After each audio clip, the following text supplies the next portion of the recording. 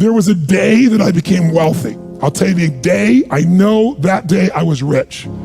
I was broke, I was pissed, I was angry at everybody else but who? Myself. I had a friend that I loaned money to when I had barely enough and I knew he needed it, and I gave him $1,200, and I'm here not able to eat. I'm down to like $25, $26, and I'm saying to him, calling him, and he's not returning my call, and I just need some money, and he's ignoring me. I didn't ignore him then, so I'm pissed, I'm frustrated. In the midst of all this, I'm also pragmatic. I got 25 and change, call it $26. What the hell am I gonna do? I don't have any plans for economics. I got overhead that's crazy. I'm living in this little tiny apartment, 400 square feet in Venice, California. So I thought, okay, when I was totally broke early on, when I was 17, I used to save my money up and go to the smorgasbord and load up for Christmas, load up for the week. So I didn't drive there because I wasn't gonna spend the gas to get there, plus I needed to walk, so I walked there. And I go in, I'm not dressed really great, but it's Marina Del Rey, it's okay. And I got a place right by the window and I can see these yachts going by, and I'm dreaming of what life could be like. And I'm starting to let go of my anger, and I'm starting to focus on what I want instead of what I don't want. How many followers say I? And that shifted me just a bit. And now I'm eating, which shifted me a lot. And I got this giant plate stacked up, and I don't know what the amount was. It was like, whatever, it was $6.95, $7.95, right? So I'm gonna do this, I could probably do this 3 or 4 times, right? Somewhere in that range. As I'm finishing my meal, this little boy comes in, dressed in a little suit. And I honestly don't know how old he'd be, probably in the 3rd grade, so maybe 8 years old, 9 years old, something like that. And he opened the door for his mother, and he came over and he pulled out the seat for her, and she sat down. And she was a pretty lady, but as pretty as she was, I was totally obsessed by this boy. He had presence at 7 or 8 years old. And it moved me. I don't know why, it moved me. And I thought, this kid is like pure. I want him to always be this way. He's such a good kid, he's a giver.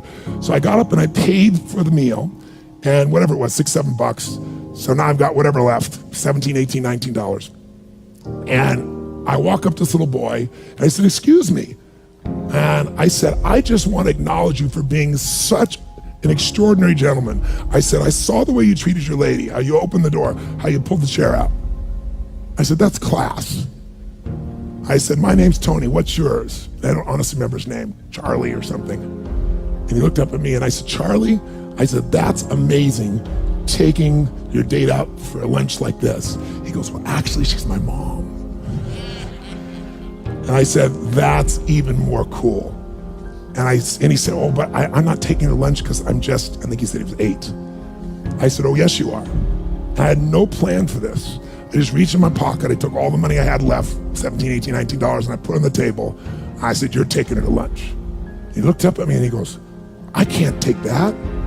I said, sure you can. He said, why? Because I'm bigger than you are. And he smiled real big, and I didn't even look at his mom. I just turned and walked away. And I didn't walk out of that door.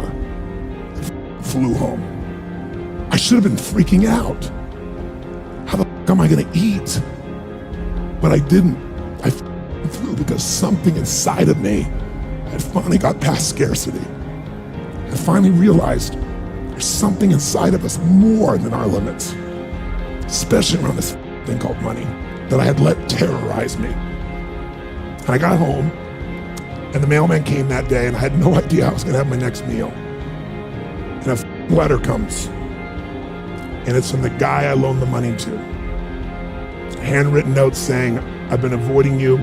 It's wrong. I'm so sorry. You were there when I needed you. Here's what I owe you plus a little bit more. And the $1,200 was there plus another $100 for the time that I had to take care of it. And for me, $1,300, that was enough to run my show for a month or 2. And I cried. And then I decided, what does this mean? And I thought, this means that whenever you give, it's always gonna come back, so you don't have to ever think about that again. Just give. And the rewards will be greater than you can ever imagine. I don't know if that's coincidence, but I decided to believe that day was a blessing when I became rich. And I can tell you honestly, I've had tough days in my life, economically, emotionally, like all of us, but I've never gone back to that scarcity, I never will. The secret to living is giving.